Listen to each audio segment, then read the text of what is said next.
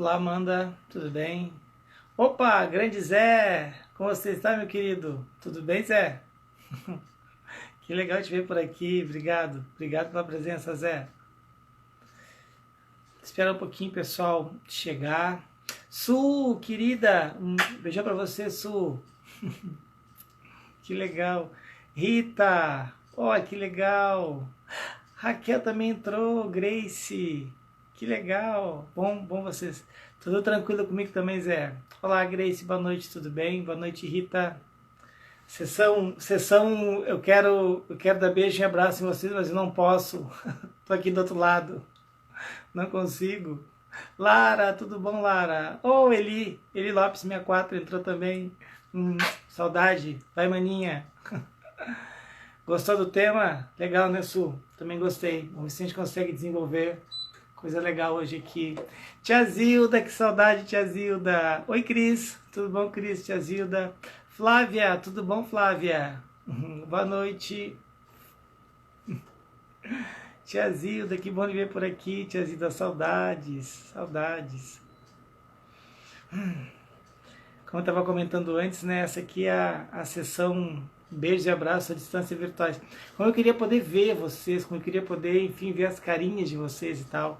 Não sei se a gente faz uma próxima live, não sei se está fazendo no Zoom, como é que é, enfim. Quem souber dessas tecnologias aí, de plataformas digitais, me avise que a gente migra para lá, que acho que pode ser legal. Acho que a gente pode fazer umas coisas bem diferentes aí.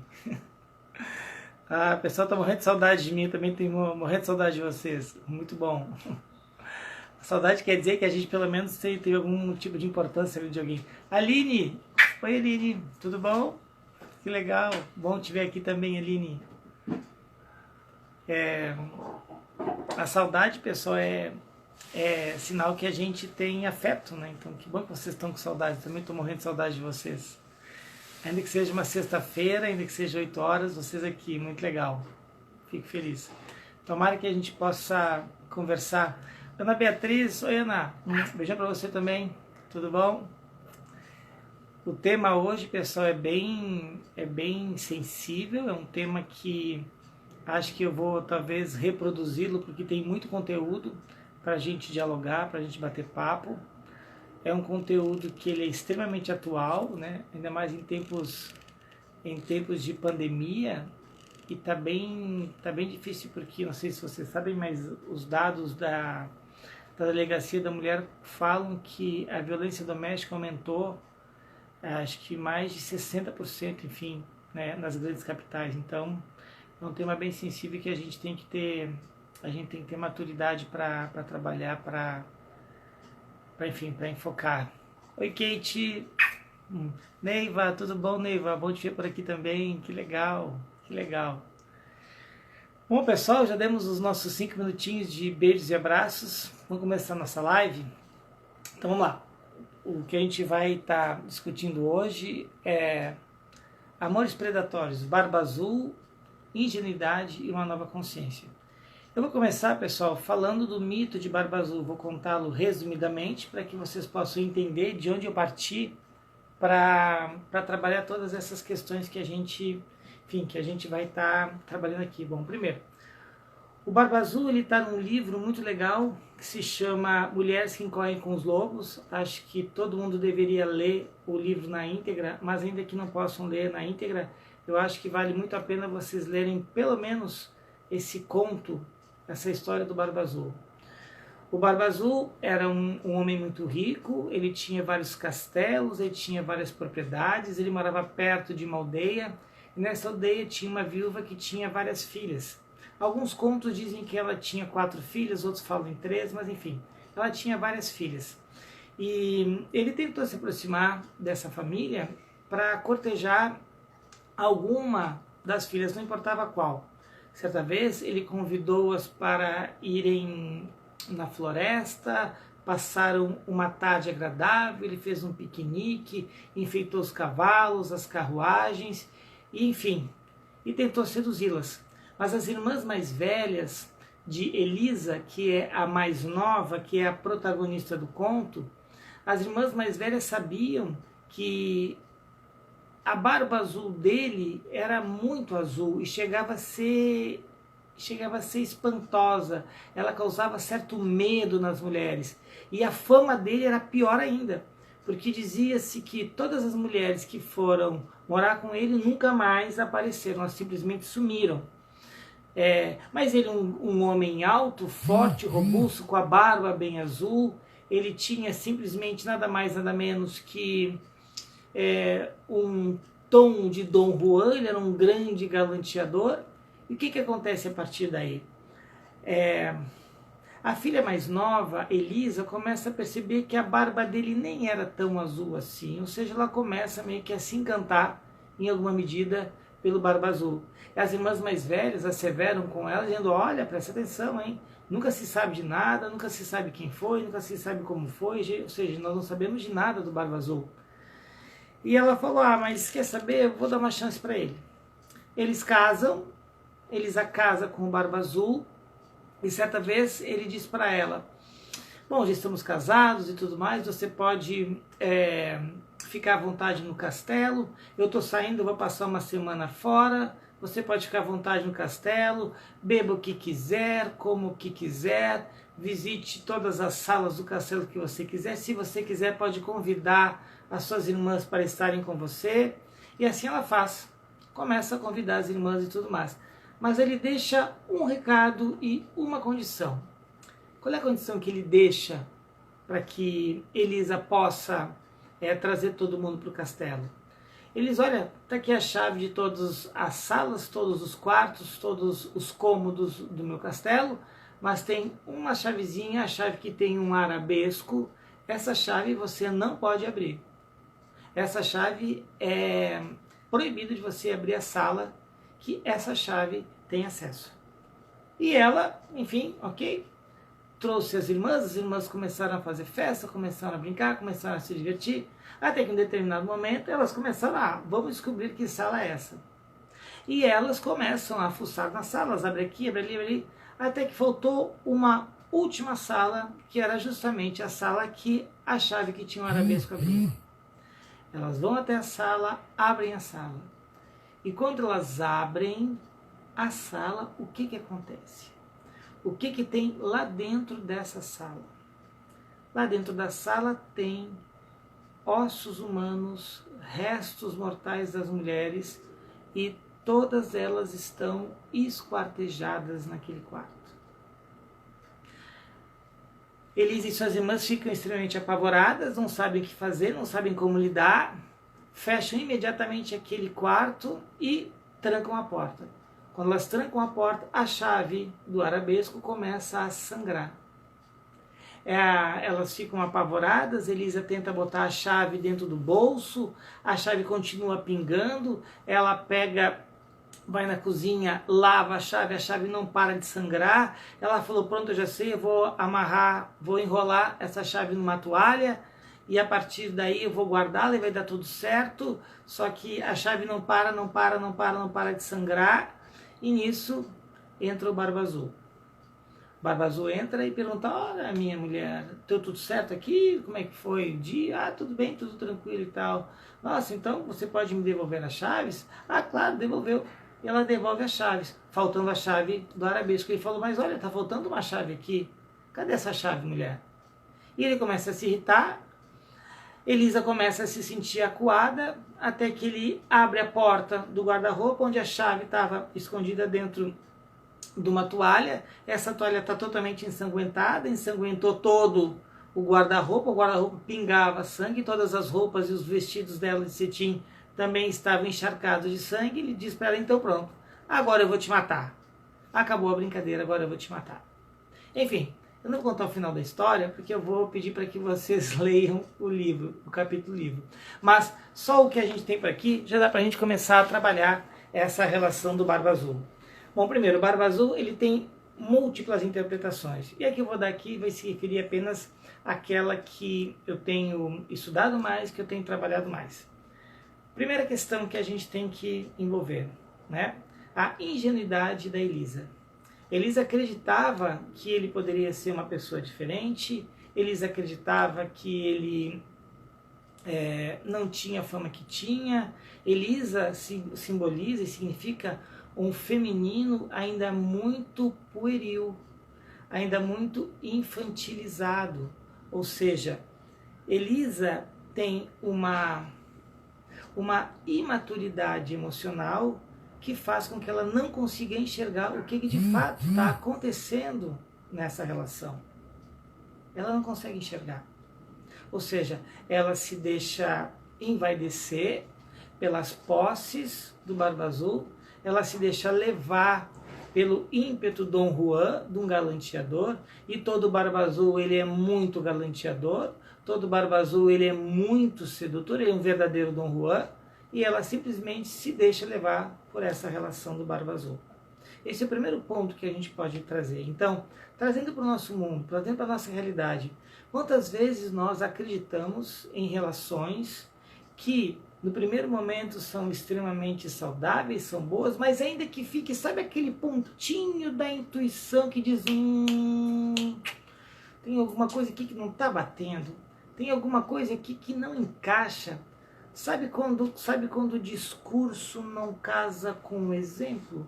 Sabe quando a imagem não casa com o que a pessoa fala? Sabe que tem alguma coisa ali que não está batendo, né?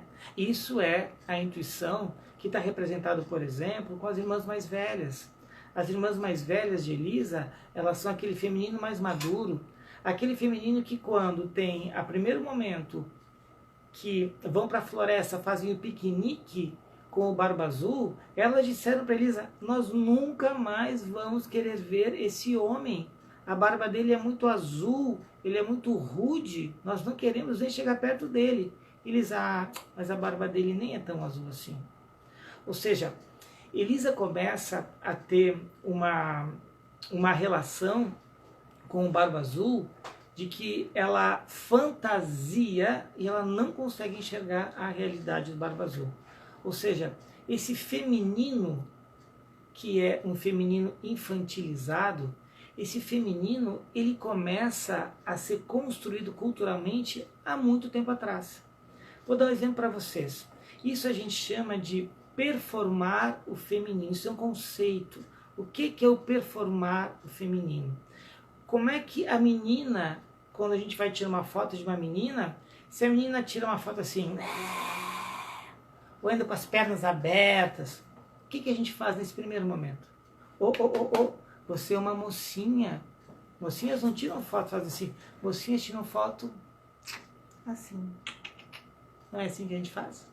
Isso é uma performance desse feminino. Isso é uma performance que diz o quê? Que a mulher ela tem que agir de certas formas para ser aceita. Ou seja, para que Elisa fosse aceita, ela não poderia ser um feminino mais maduro. Ela tinha que ser aquele feminino ainda infantilizado da foto.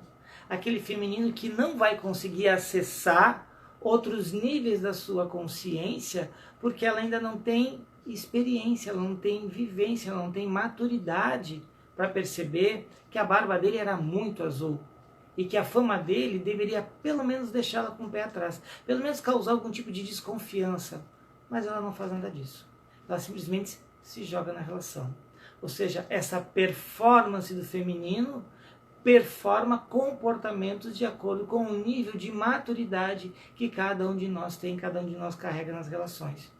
E aí, pessoal, entrou uma questão muito interessante que a gente resolveu chamar da pedagogia afetiva. O que é pedagogia afetiva? Ela vai nos dizer. Bom, primeiro, pessoal, esse feminino, ele é construído culturalmente. Esse feminino, ele não caiu de graça aqui na...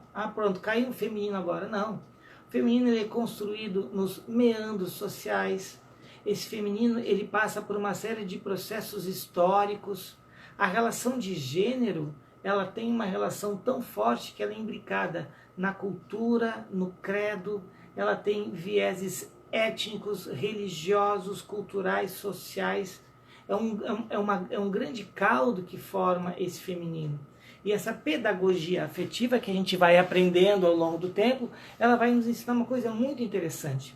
Eu vou pegar aqui agora para trazer para vocês, talvez vocês não lembrem, mas eu dei uma assistidinha de novo no filme, o filme da Pequena Sereia Ariel. Tem um determinado momento que Ariel, no início do filme, ela é esbravadora, ela é intempestiva, ela segue a vida solta, ela não tem papas na língua, ela simplesmente é uma grande aventureira. Pois bem, até o momento que ela se apaixona, e no momento que ela se apaixona, olhem bem a construção cultural do amor, olha como esse feminino ele acaba se transformando, olha como esse chama de novo, né? Uma performance feminina, ou seja, performar o comportamento significa ter que ser aceita. Olha o que a Ariel faz, não sei se vocês lembram, mas eu vou dar um spoilerzinho aqui do filme.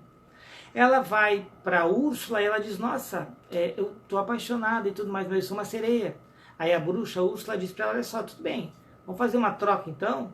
O que eu faço? Eu troco a tua cauda por um corpo de mulher. E ela topa na mesma hora. E ela também perde a voz.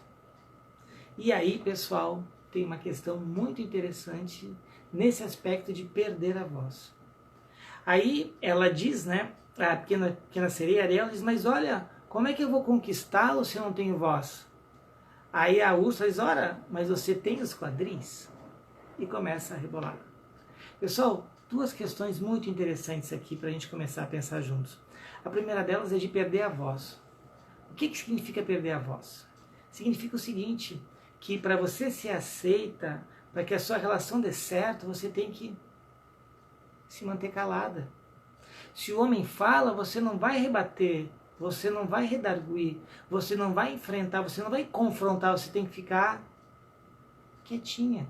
Sabe por quê? Porque as meninas são quietinhas. As meninas não fazem estardalhaços. As meninas não saem batendo... As meninas não são barraqueiras. As meninas precisam calar. Porque toda vez que você calar, o que acontece?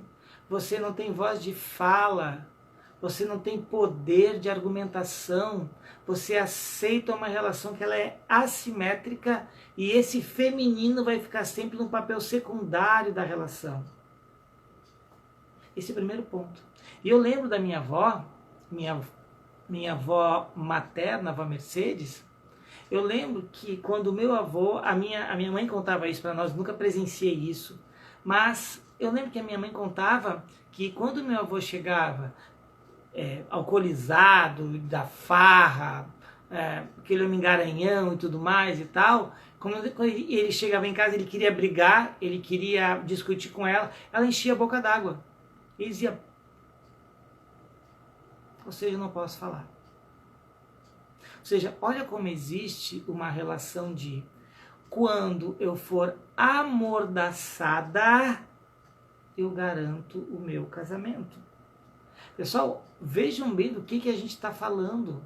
A gente está falando de um desenho da Disney, não sei se é Disney, enfim, um desenho da Pequena Sereia, em que essa relação do silenciamento é uma necessidade, é uma condição para que o teu casamento dure. Porque senão, mas olha só também, né, você tinha que discutir com ele, por que você tinha que falar? Cala a boca, homem é tudo igual, homem é assim mesmo.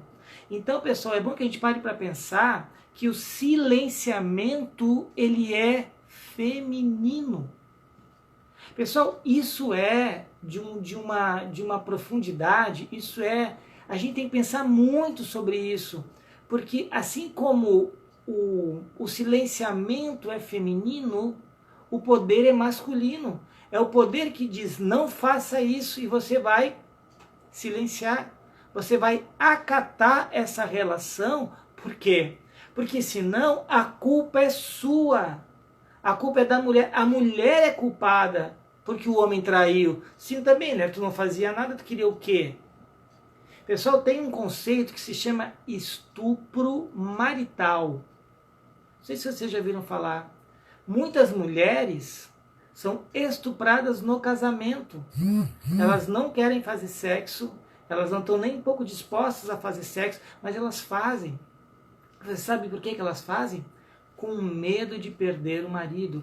Aí a gente começa a entender o que? A objetificação do feminino. O feminino, ele passa a ser um objeto.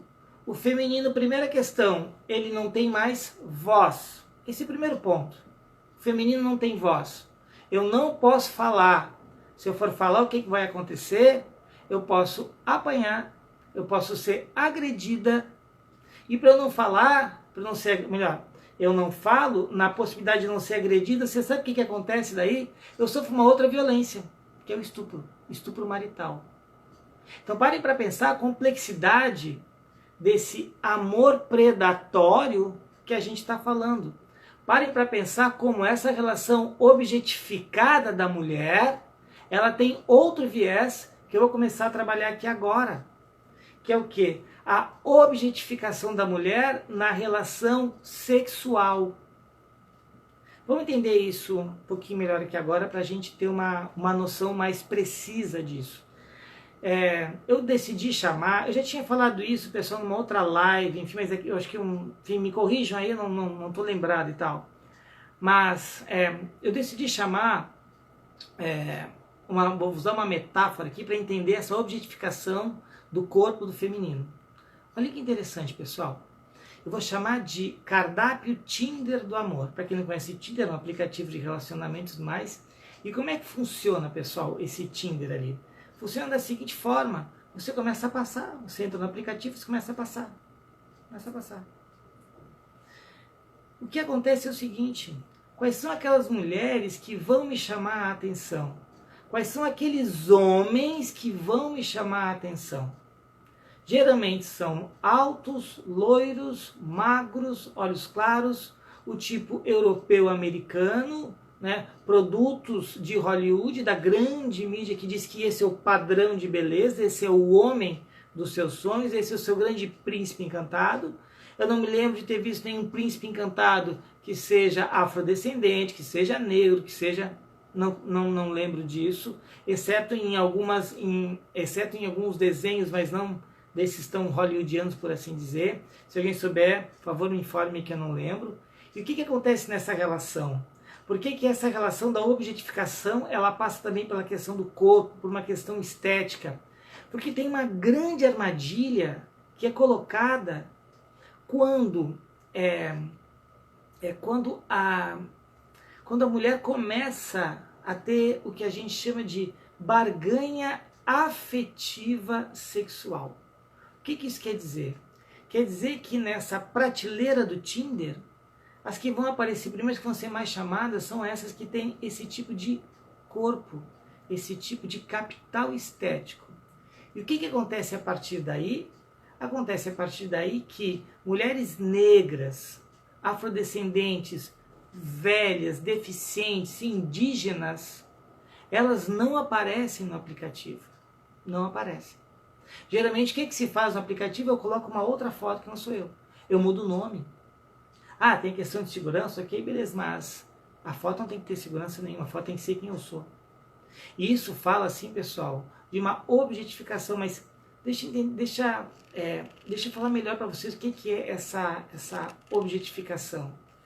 Primeiro, quem diz que a mulher é ou não um objeto é o homem. O homem é que tem o poder de escolha da mulher. O homem é que vai dizer, essa eu quero, essa eu não quero. Essa serve, essa não serve. Essa cabe, essa não cabe. E aí, pessoal, tem uma questão que ela é muito, muito sensível. Por quê?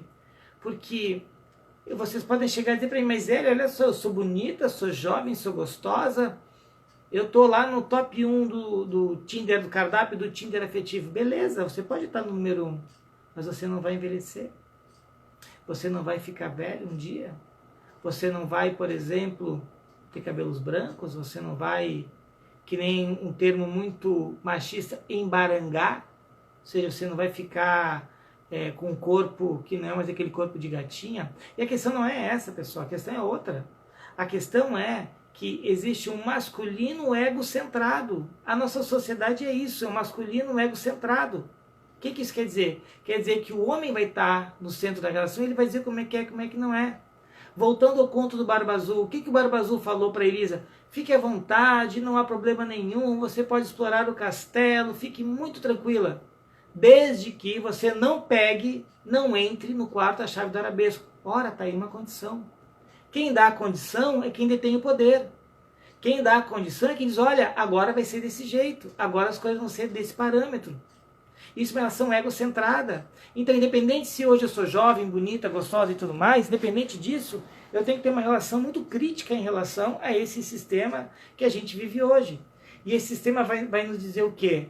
Vai nos dizer que as mulheres acabam tendo uma dependência e elas precisam ser amadas, desejadas, adoradas.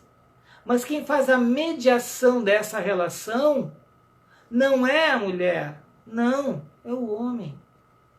Ou seja, é o outro que vai fazer de mim a mulher amada.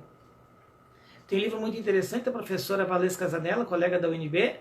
Ela tem um livro que é muito interessante, ela diz o seguinte, que as mulheres aprendem a amar os homens e os homens aprendem a amar coisas.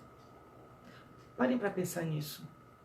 Olha como tem aí um outro conceito que a gente traz, que a gente chama do empoderamento colonizado. O que é o empoderamento colonizado? Eu vou explicar para vocês. O empoderamento colonizado, ele nos diz o seguinte.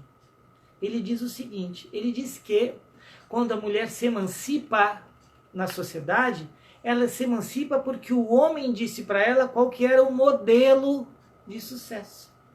O homem disse para ela qual era o modelo, qual era o caminho que ela deveria seguir caso ela queira ter sucesso. Porque ela sendo mulher apenas com o feminino, não bastaria. Ela tem que ter uma relação com o masculino que lhe outorga, que lhe dá validade, que legitima a sua fala, o seu lugar e o seu papel na sociedade. Vou pegar um exemplo para vocês aqui agora. Mulan, aquele outro filme. Não sei se Mulan é da Disney, eu não entendo muito bem como é que foi, mas acho que é da Disney. Mulan é da Disney? Enfim, não sabemos aqui ainda, mas enfim, Mulan. O que acontece com Mulan? Quando é que aquela menina é aceita? Quando ela se traveste de homem. Ou seja, ela, por ser mulher, não seria aceita. Ou seja, olha como existe um padrão de aceitação masculino que eu tenho que ter para existir. Senão, não ocorre isso. Eu vou ficar invisível frente a essas relações. E essas relações me causam um tipo de invisibilidade que eu tenho que silenciar. Eu não posso falar. Então a gente já viu que existe um silenciamento, a gente já viu que existe uma objetificação do corpo, que é o homem quem determina qual é o corpo, qual é o troféu, que tipo de corpo que a mulher tem que ter para lhe agradar ao homem, agradar os padrões masculinos da sociedade, agradar os padrões narcísicos desse homem. Porque parem para pensar, não sei se aconteceu com vocês, mas eu escuto muito isso no consultório, que é o seguinte: saí, conheci um cara, saí tal, transei, não sei o quê, nossa, e o cara foi tão gentil, o cara foi tão legal, sabe por quê? Ele perguntou para mim assim, nossa, você transou? Perdão, você gozou?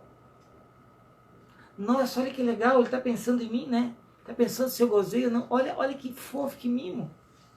Pessoal, ele tá perguntando mesmo se você gozou? Ou é uma relação narcísica para dizer, porra, olha só minha performance, né, gatinha? Pô, te liga aqui no papai, né? Papai aqui é duro na queda, né? Então, é bom que a gente pare para pensar até que ponto essas objetificações, elas não são nada mais, nada menos que uma relação assimétrica que eu tenho que ter para caber numa relação.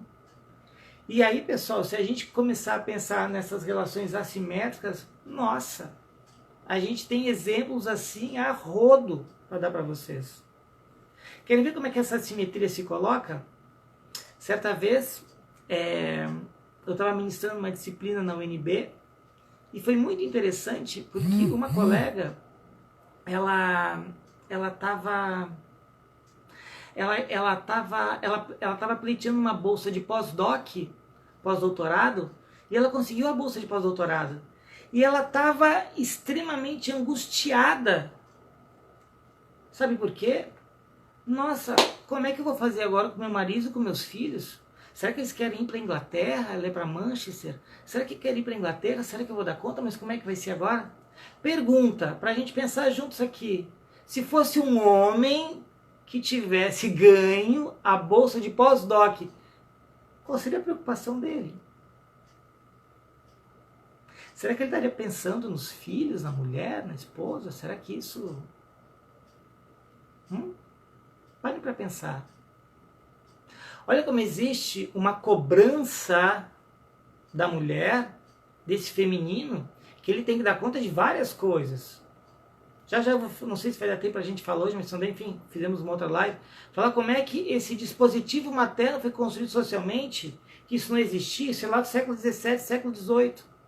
Mas eu chego lá. Se não chegar lá hoje, eu chego lá, a gente faz outra live para falar disso.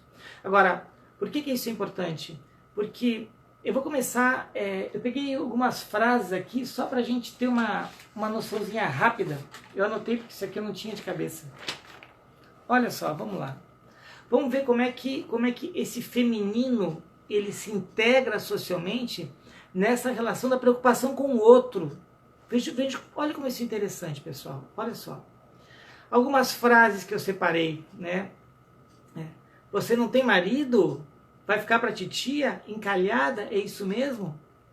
Pessoal, eu enquanto psicólogo, enquanto um pesquisador, enquanto alguém que olha para a sociedade e tenta enxergar as coisas que não são ditas, tanto na psicoterapia, como na prática da pesquisa, como escrevo livros, artigos, enfim. Sabe o que eu escuto quando eu ouço uma frase dessa? O que eu escuto? Eu escuto a seguinte colocação: você precisa de um homem, senão você será uma mulher fracassada. Ou seja, você por si só não vai dar conta de lidar com a sociedade. Você precisa de uma outra pessoa, um homem, porque ele sim vai te dar segurança. Você vai ser socialmente aceita, você vai ser não só aceita, como o seu papel na sociedade agora passa a ser outro. Olha que interessante isso. Eu preciso de... Ou seja, a mulher por si só não é um ser humano. Ela só vai se tornar um ser humano aceito quando ela tiver um outro. Quando ela casar, quando ela tiver filhos. Nossa, não quis ter filhos, meu Deus, mas você não quis ter filhos, mas como é que é isso? Como pode isso? Vem cá, você não vai cumprir o seu papel no mundo. Não. A mulher veio no mundo para quê? Para casar, ter filhos, né, cuidar dos filhos e... Nossa, roteiro pré-estabelecido, né? Ou seja, toda mulher precisa fazer isso, porque senão ela não é mulher. Ah, mas você só vai ser mulher mesmo quando você tiver filho. Aí você vai sentir o que é a maternidade. Pessoal, a maternidade foi inventada. Eu já chego lá, não sei se vai dar tempo, mas enfim, quero muito chegar lá, que eu tenho muitas coisas aqui para conversar com vocês. Mas enfim, parem para pensar que essa relação, que eu preciso de um homem para dizer quem eu sou, se eu não tenho identidade. É isso, eu não tenho identidade. Como assim não casou? 30 anos, não tem filhos, não casou, mas e aí, qual é que é? Qual é o teu problema? E aí vem uma outra frase que, nossa, essa é também de um cunho machista, né, mas que a gente escuta muito. Ah, essa aí, ó, tá toda mal-humorada, né? Sei qual é o problema. Qual é o problema da mulher mal-humorada? Qual é o problema da mulher que tem personalidade forte? Qual é o problema dela? Me contem aí, pessoal. Qual que é o problema da mulher que tem personalidade forte? Qual que é o problema da mulher que não se dobra? Qual é o problema da mulher que... Não, peraí, vamos discutir isso aqui, não estou entendendo como é que é mesmo? Qual que é? Qual que é o problema dessa mulher? Essa mulher é mal amada. Falta de homem, obrigado, Kate. Falta de homem, mal amada. Essa mulher, ó, tá faltando, ó, pra ela. Parem para pensar, olha só. A questão sexual, ela determina o teu humor. E não só determina o teu humor, não é só isso. Ou seja, se você não tem um homem para te satisfazer, vai ser amargurada pela vida inteira. Olha como a dimensão sexual, ela tem uma hipertrofia na vida da mulher. Ou seja, eu não posso ter outras formas de amor, tem que ser só um homem. Eu não posso ter outras formas de me completar, é só um homem. Aliás, se eu estou com a pele ruim, não é porque eu comi chocolate, não, é porque eu não transo. Então vejam bem como a relação sexual ela tem um componente definidor de quem somos, ou melhor, de quem são as mulheres. Isso chega a ser surreal quando a gente pensa que a gente está vivendo o século XXI. Mas será mesmo que isso vai ter... Será que isso vai ser... Será que a gente vai conseguir ultrapassar essa barreira? De enxergar a mulher como... Ou seja, enxergar não a mulher apenas, mas o ser humano. A mulher enquanto ser humano, a mulher como uma pessoa. Como... Então quando a gente para pensar como é que essas coisas se desdobram no meio social... Pessoal, a coisa mais comum, a coisa mais natural é as mulheres chegarem no consultório deprimidas, angustiadas, adoecidas psiquicamente, adoecidas mentalmente. Por quê? Porque eu não sei quem eu sou. Eu não sei quem eu... Por quê? Porque eu tenho que fazer tantas coisas para ser aceita, eu tenho que migrar de tantos lugares para chegar no lugar que não é meu. Esse lugar não é meu, esse lugar não é o meu lugar de fala, não é o meu papel social, não é como eu me enxergo na sociedade, mas eu tenho que chegar lá. Não importa se eu não queira casar, não importa se eu não queira ter filhos, não importa se eu queira, não importa nada disso. O que importa? Importa que eu tenho que sim fazer o roteiro, o equilíbrio social que me disseram. E aí, pessoal, tem uma questão que a gente chama do dispositivo materno. O dispositivo materno foi uma construção histórica que versa do século 17, 18, houve o que a gente chama de um borramento ideológico entre o parir e o cuidar. Vamos entender isso? Primeiro, a infância é um conceito inventado. Quem quiser saber mais, leia Philippe Arrier, né? A invenção da infância. É muito legal, muito legal. Coloque na internet, Philippe Arrier, vai aparecer lá. Por que eu estou dizendo isso, pessoal? Pelo seguinte, século 17, século 18, como é que funcionava a maternidade? As mulheres ricas tinham as suas amas de leite, as amas de leite iam até os palácios, até as casas, amamentavam e tudo mais e tal, e a mulher não tinha essa preocupação. O que faziam com as mulheres pobres? As mulheres pobres davam os seus filhos para os camponeses, os camponeses criavam, depois voltavam de 4, 5 anos, quando voltavam para a cidade. Por quê? Porque a mortalidade infantil naquela época era gigantesca. Ora, o que acontece no século XVIII, especificamente na Europa? O que acontece? O capitalismo começa a se formar, logo nós precisamos o quê? Ter mão de obra. Então, as crianças têm que crescer. Para quê? Ou ainda não tem que crescer, porque as crianças, o trabalho infantil, ele é um trabalho que versa desde o século XVI, XVII, enfim. Mas nós precisamos ter mão de obra para quê? Quanto mais mão de obra tivermos, mais barato fica, mais o capitalismo ganha. Então essa relação começou a ser mudada por quê? Porque as mulheres, então, que antes não eram nem reconhecidas no século XVI, XVII, XVIII, começaram então a ter um papel fundamental nessa relação. Por quê? Porque eram elas que iam cuidar agora. E vejam bem, mas as mulheres começaram a perguntar, mas só um pouquinho, o que eu ganho com isso? E aí, pessoal, entra uma relação muito sensível, muito perspicaz, que é o casamento do Estado com a Igreja. O que o Estado faz? Olha só, a gente precisa, né, formar uma nova narrativa, precisamos criar uma nova cultura. O que a Igreja faz então junto com o Estado? Começa a dizer o quê? Que as mulheres são o seio da vida. O útero materno é uma metáfora de um universo, ou seja, ali se gera a vida. A mulher é o centro de toda a vida, a mulher é responsável por gerar a vida, a mulher... E aí começa, pessoal, algumas narrativas, algumas frases que a gente escuta até hoje.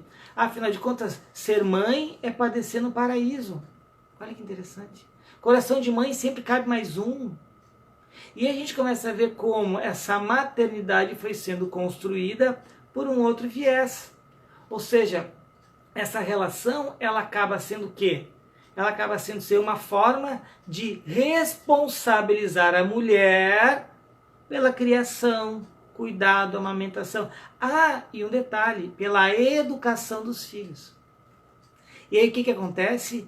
Se qualquer coisa dá errado, e aí um desserviço da psicanálise, que enfim, uma das teorias da psicologia, enfim, a quem eu sei que tem uma teoria que eu faço questão de falar e sei que é a mãe de todas as outras teorias, mas nem por isso a gente tem que perder a crítica e falar das coisas que ela não conseguiu alcançar. E uma delas foi o quê? Um desserviço para o feminino. Por que eu falo de um desserviço? Porque Freud falava que a culpa sempre era da mãe. Pessoal, olha a responsabilidade, olha todo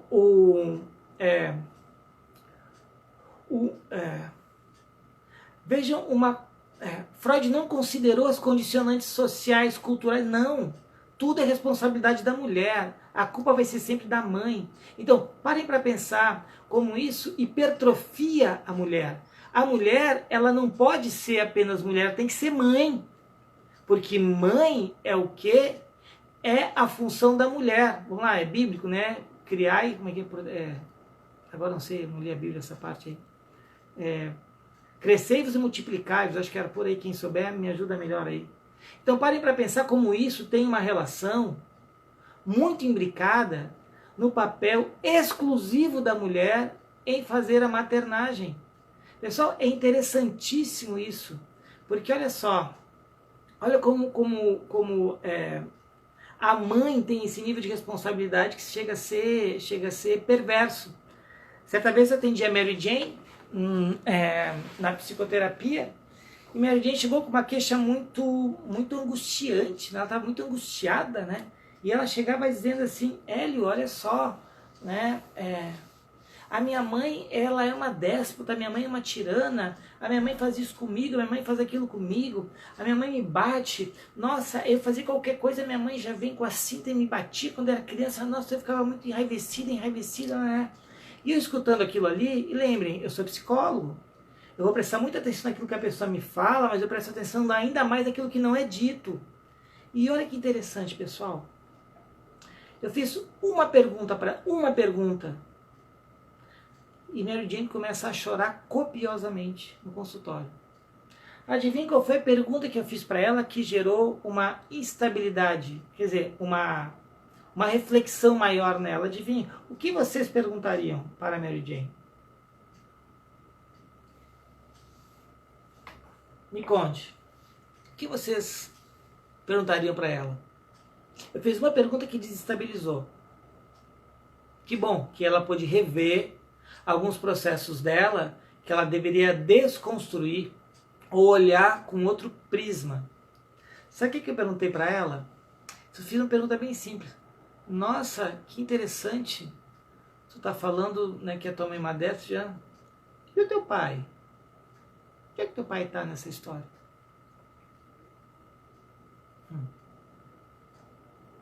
E o teu pai? Exatamente. Cadê o teu pai nessa história toda? Ou seja, ela só via a mãe. A mãe era responsável por tudo. O pai ausente, o pai negligente, o pai estava nem aí, o pai saía quinta, voltava domingo, voltava segunda. Mas tudo bem. Afinal de contas, né, o problema dela era com a mãe mesmo. Então parem para pensar como esse feminino ele tem uma hipertrofia de responsabilidades, mas por um outro lado ele é totalmente destituído de identidade. Pessoal, essa mesma Mary Jane, né, ela trouxe um sonho uma vez para a gente trabalhar, para a gente entender esse sonho. Pessoal, os sonhos são pistas que o inconsciente nos dá para que eu amplie o meu nível de consciência. Os sonhos, eu li no Google, não, nada disso. Pessoal, os sonhos têm a ver com a história de vida da pessoa. Os sonhos têm a ver com aquilo que eu represento do sonho. Quando eu sonho com figuras, sonhei com meu pai, com a minha mãe, sonhei que eu estava na Arábia, sonhei que eu estava viajando de gôndola. Pessoal, tudo aquilo ali são imagens que a gente que é psicólogo e sabe interpretar os sonhos, tu vai ver qual é que é o simbolismo que está por trás daquela relação para trazer uma amplitude na consciência da pessoa, para que a pessoa possa ver coisas, ver elementos, conteúdos psíquicos que ela não estava vendo normalmente. Pois bem, Mary Jane teve um sonho.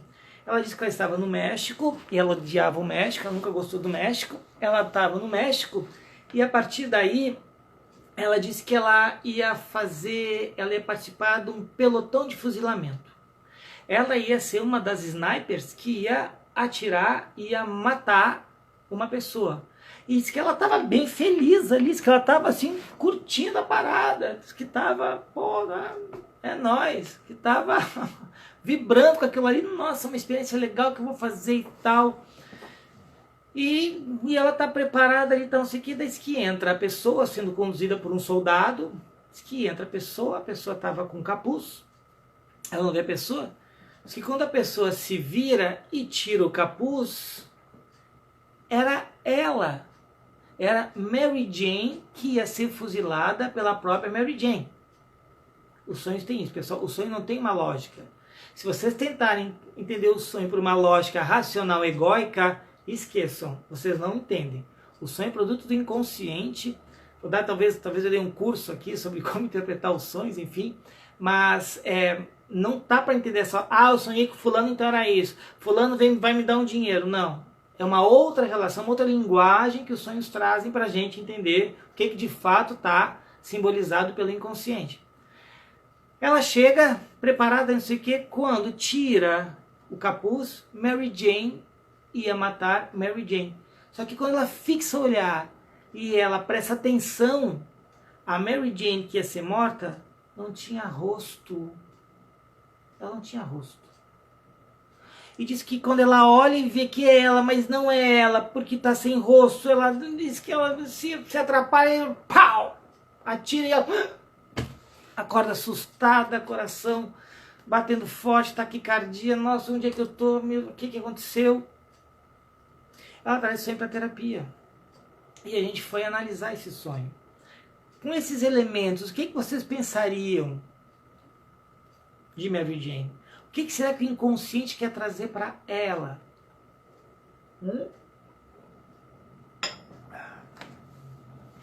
Vou dar pistas a mais para vocês tentarem essa elaboração aqui. Olha só. Mary Jane, ela era uma mulher de 30 e poucos anos, bem sucedida profissionalmente, trazia essa questão com esse feminino que livrava o masculino. Ela tinha, como muitas vezes se considera falar numa perspectiva muito machista, né? Ela tinha o dedo podre, ela só escolhia caras que eram barbas azuis, pessoas que eram predadoras, ela nunca se dava bem nos relacionamentos, ela se alienava nas relações afetivas e tal. Pois bem, o que esse sonho queria dizer? O que esse sonho queria dizer? O que o inconsciente queria mostrar para Mary Jane? É claro, pessoal, que eu vou falar aqui, eu estou brincando aqui, é uma questão meramente didática, né, que eu estou fazendo com vocês, porque, enfim, vocês terem que ter muito mais subsídio, enfim, assim como eu tive, para falar o que eu vou falar agora. Mas é só para a gente fazer um exercício sobre isso. Pessoal, quando eu não tenho rosto, o que me falta? O que me falta? Me falta identidade. Eu não sei quem eu sou. O feminino dela, o rosto dela, simplesmente não era ela. O rosto que era dela, simplesmente quando ela tira o capuz, quando ela vai se mostrar como ela realmente é, esse feminino está descaracterizado, esse feminino não existe, esse feminino precisava morrer. E era ela mesma quem tinha que matar o feminino. Ela não poderia transferir essa responsabilidade para mim, para o pai, para o namorado, não. Ela precisava de uma nova identidade para esse feminino deixar de ser o quê? Deixar de ser submisso, alienado, infantil, ingênuo, de acreditar que todas as pessoas no primeiro encontro já iriam amá-la profundamente. Pessoal, isso é um narcisismo? Cuidado, hein? Porque a carência e o narcisismo, olha, eles andam de mãos dadas. Por que eu digo isso? Porque é muito fácil eu dizer, nossa, pronto, eu sou a pessoa mais maravilhosa do mundo e todo mundo vai gostar de mim. Será que é assim? Será que eu não tenho nenhum chulé? Não tenho mau hálito? Não tenho aquele cabelo ruim, não? Será que eu sou uma pessoa tão linda e maravilhosa assim? Então parem para pensar que nessa relação de identidade que ela não tinha, o feminino dela era um feminino que era Maria vai com as outras, ou melhor, Maria vai com os outros. O feminino dela era um feminino totalmente destituído de voz. Olha que a gente já trabalhou hoje aqui nessa live. Então, é bom que a gente pare para pensar que esse feminino dela não condizia mais com aquilo que era uma necessidade de crescimento, de desenvolvimento, de uma nova consciência que ela precisava invariavelmente aderir, ela precisava construir essa nova consciência. E era ela mesma que tinha que matar. Nossa, pessoal, não sei se vai dar tempo para as perguntas, mas enfim, não sei como é que vocês estão de perguntas aí. Bom, acho que como nós não temos, enfim, muitas perguntas ou alguma coisa assim, enfim, eu vou continuar só para finalizar aqui o que as coisas que a gente estava trabalhando, né? Primeiro, pessoal, uma pergunta para a gente ficar pensando aqui agora. Quais são os alimentos que eu nutro o meu barba azul? O barba azul é um predador interno. O barba azul é uma configuração subjetiva da minha personalidade que tem vários sentidos, várias emoções envolvidas. Carência, fantasia, imaturidade, baixa autoestima, um senso muito raso de valorização. Então, o que alimenta o barba azul? O que alimenta? Porque mesmo que eu tenho que deixar esse barba azul tomar conta da minha vida? Por quê? Pessoal, quando eu me coloco numa posição secundária desse feminino que não tem voz, desse feminino que foi historicamente construído para ser mãe, para ter um roteiro definido, para ser esse feminino calado, sem ver, sem voz, o que eu vou fazer mesmo? Muitas vezes eu não tenho força para expulsar esse barba azul. Só que quem alimenta o barba azul é o nosso medo de enfrentar as situações. É muito comum de eu atender mulheres que se colocam numa relação com um barba azul, com vários barbas azuis, né? São com vários barbas azuis da sua vida, seja o chefe, seja o pai. O barba azul ele nunca aparece sozinho. Pronto, agora apareceu um barba azul. Não. Esse barba azul, a mulher, nós, homens também, viemos cultivando ao longo da nossa vida.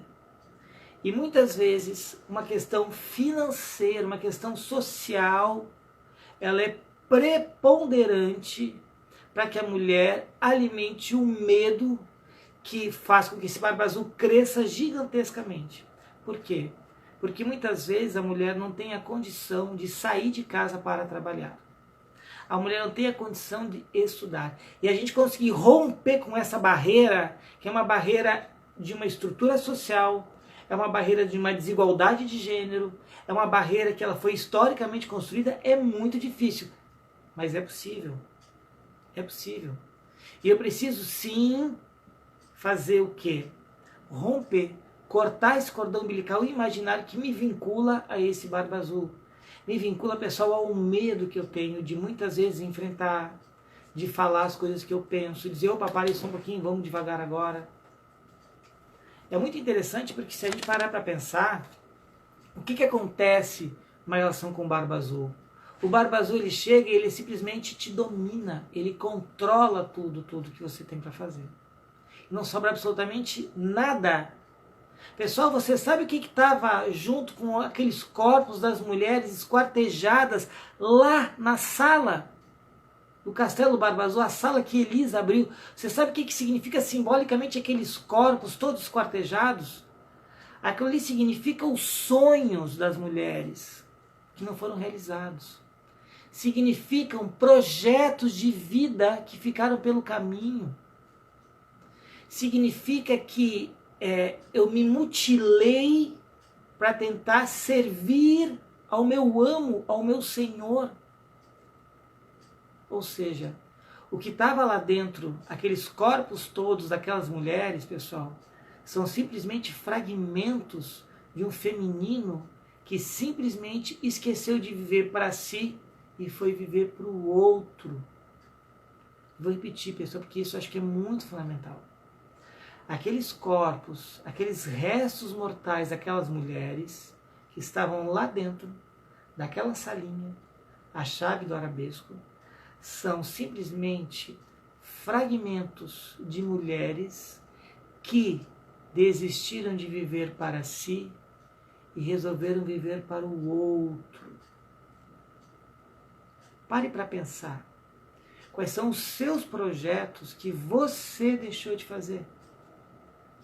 Quais foram, os papéis secundários que você colocou na relação, tentando obter algum tipo de amor, algum tipo de reconhecimento? Pare para pensar quais são os amores que valeram a pena a sua automutilação. Automutilação afetiva, automutilação emocional. Automutilação é o quê? Emocional. Eu simplesmente abrir mão de mim, porque eu tenho que servir ao Barba Azul. A gente precisa, pessoal, ainda mais nos dias de hoje, repensar o nosso papel. E quem são os barbas azuis que andam por aí rondando o nosso psiquismo? Porque eles são muitos, das mais variadas formas. Eu não pude falar, quer dizer, não vai dar tempo aqui, mas não pude falar, por exemplo, do Barba Azul, que muitas vezes se traveste de um gerente, de um líder, de um patrão, de um chefe. Muitas vezes eu não consigo entender por que eu só me relaciono com barbas azuis. Pessoal, e aqui vai uma dica muito legal. Ó, o Barba Azul é vilão da história? Não, ele não é o vilão da história. Sabe por quê? Porque toda vez que aparece um Barba Azul na minha vida, quer dizer que eu ainda não aprendi a me colocar em primeiro lugar. Toda vez que aparece algum tipo de Barba Azul na minha jornada, seja ela jornada acadêmica, seja jornada profissional, seja jornada familiar, seja com os amigos, toda vez que aparece um Barba Azul, é um lembrete. O Barba Azul, ele sinaliza que eu preciso olhar para mim, ao invés de ter amos e senhores na minha vida. Esse feminino precisa se reinventar. Esse feminino, assim como o sonho da Mary Jane, precisa ser fuzilado. Ele não pode mais viver. Porque esse feminino, ele não responde mais às minhas questões. Pessoal, quando o feminino não responde mais, o que se instala em mim? Sofrimento, doença psíquica, angústia, depressão, pânico. Porque imaginem só, eu me doei a minha vida inteira e não recebi nada. E é isso mesmo que acontece. Porque, lembra que eu falei? Quem é que faz a mediação de amar as mulheres? É o homem. As mulheres têm que se amar muito antes de amar alguém. De novo, acho que eu já devo ter falado isso aqui, mas enfim, falo de novo. A diferença de opção e necessidade. Quando eu necessito do outro para dizer quem eu sou, ferrou. Porque eu não tenho opção. Ou seja, a minha necessidade, ela é tão grande que ela não cabe em mim. Então eu necessito do outro para dizer quem eu sou. O outro vai me dar identidade. O outro vai dizer se essa roupa que eu estou é boa ou é ruim. Ou seja, eu estou com o outro para que o outro me diga quem eu sou. O outro vai me dar identidade. Ferrou.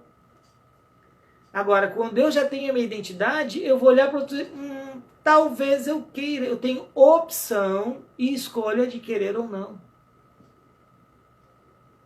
Isso é tão interessante, pessoal, porque já vai acabar, tem só 30 segundos. Bom, enfim, pessoal, se vocês quiserem que a gente continue esse tema, podemos fazer uma outra live, expandindo mais, enfim. Pena que eu não pude conversar muito com vocês, eu não sei tudo que vocês falaram. Por favor, me deem feedback dessa live, eu acho que ela é muito legal. Me deem feedback, escreva no meu direct o que vocês acharam, tá bom? Aguardo vocês na próxima sexta-feira. Beijão, tchau, tchau, fui!